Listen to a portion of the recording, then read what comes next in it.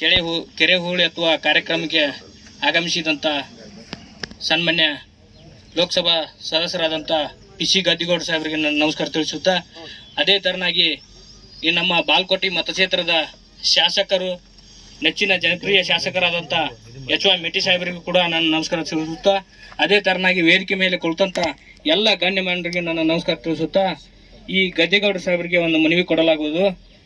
ಮನವಿ ಈ ರೀತಿ ಇರುತ್ತದೆ.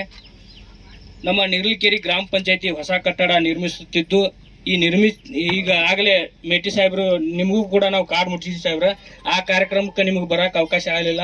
ದೆಹಲಿ ಒಳಗೆ ಇರೋದ್ರಿಂದ ನಾವು ಮಾತಾಡಿದ್ವಿ. ಇಲ್ಲ ಸಾಹೇಬ್, ನಾ ಬಂದಕ್ಕಿನ್ ಮತ್ತೆ ನೀವು ಮಾಡಿ ಮುಗಿಸ್ರಿ ಅಂತ ಹೇಳಿದ ಕಾರಣಕ್ಕೆ ನಾವು ಬುದ್ಧಿ ಪೂಜೆ ಮಾಡಿಕೆಟ್ಟ ಇವತ್ತು ಪ್ಲೆಂತಿ ಕಟ್ಟಿ ಇನ್ನೇನು ನಿಂಟಲ್ ಲೆವೆಲ್ಗೆ ಬರೋ ಲೆವೆಲ್ಗೆ ಬಂದ ಸಾಹೇಬ್ರ.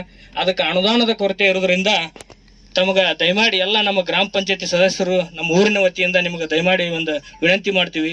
ಈ ನೀವು ಕೂಡ ಒಂದು ಸ್ವಲ್ಪ ಅದಕ್ಕೆ ಅನುದಾನ ಒದಗಿಸಿದ್ರ ಅದು ನಾವು ಇರುವಂತ ಇನ್ನೊಂದು 5-6 ತಿಂಗಳ ನಮ್ಮ ಅವಧಿ ಇರೋದ್ರಿಂದ ಆ ಅವಧಿ ಒಳಗ ನಾವು ಆ ಗ್ರಾಮ ಪಂಚಾಯತಿಯನ್ನು ಮುಗಿಸಿ ಉದ್ಘಾಟನೆ ನಿಮ್ಮ ಕೈಲೇ ಮಾಡಿಸ್ಬೇಕಂತೇಳಿ ನಮ್ಮ ಆಸೆ ಇರೋದ್ರಿಂದ ದಯಮಾಡಿ ನೀವು ಕೂಡ ಆ ಪಂಚಾಯತಿಗೆ ಅನುದಾನ ಕೊಟ್ಟು ನಮ್ಗೆ ಸಹಕರಿಸ್ರಿ ಅಂತೇಳಿ ನಿಮ್ಮ ಕೈ ಮುಗಿದು ಕೇಳ್ಕೊತಾ ಅವರಿಗೆ ನಮ್ಮ ಎಲ್ಲ ಗ್ರಾಮ ಪಂಚಾಯತಿ ಸದಸ್ಯರು ಮತ್ತು ನಮ್ಮ ಗ್ರಾಮದ ಅಭಿವೃದ್ಧಿ ಅಧಿಕಾರಿಗಳಾದಂಥ ಎಲ್ಲರೂ ಸೇರಿ ನಮ್ಮ ಗದ್ದಿಗೌಡರಿಗೆ ಒಂದು ಮನವಿ ಕೊಡ್ತೀವಿ. ಒಂದು 20 ಲಕ್ಷ ನಮ್ಗೆ 40 ಲಕ್ಷ ರೂಪಾಯಿ ಟೆಂಡರ್ ಮಾಡೀವ್ರಿ. ಆದ ಕಾರಣ ಇನ್ನೊಂದು 30 ಲಕ್ಷ ಶಾರ್ಟೇಜ್ ಐತಿ. ಆ 30 ಲಕ್ಷ ರೂಪಾಯಿ ಕೊಟ್ರಿ ಅಂದ್ರೆ ಈ ನಮ್ಮ ಅವಧಿ ಒಳಗೆ ನಾವು ಮುಗಿಸಿ ನಿಮ್ಮನ್ನ ಕರೆಸ್ಕೆಟ್ ನಾವು ಉದ್ಘಾಟನೆ ಮಾಡಿಸ್ತೀವಿ ಅಂತ ಹೇಳ್ತಾ ಈಗ ಮನವಿಯನ್ನ ಸಾಹೇಬರು ಸ್ವೀಕಾರ ಮಾಡ್ಬೇಕು. ಅಧ್ಯಕ್ಷರು ವಿನಂತಿ ಮಾಡಿಕೊಂಡಿದ್ದಾರೆ, ಊರಿನವರ ವಿನಂತಿ ಅಂತ ನಾನು ತಿಳ್ಕೊತೀನಿ. ಯಾಕಂದ್ರೆ ನಮಗೆ ಅಷ್ಟು ಅನುದಾನ ಇರೋದಿಲ್ಲ. ಆದ್ರೆ ನೀವು ಹೇಳ್ತಾ ಇದ್ದೀರಿ, ನಾನು 5 ಲಕ್ಷ ರೂಪಾಯಿ ಅನುದಾನ ಇವತ್ತಿಗೆ ಒಂದು ವಾರದಲ್ಲೇ ನಿಮ್ಗೆ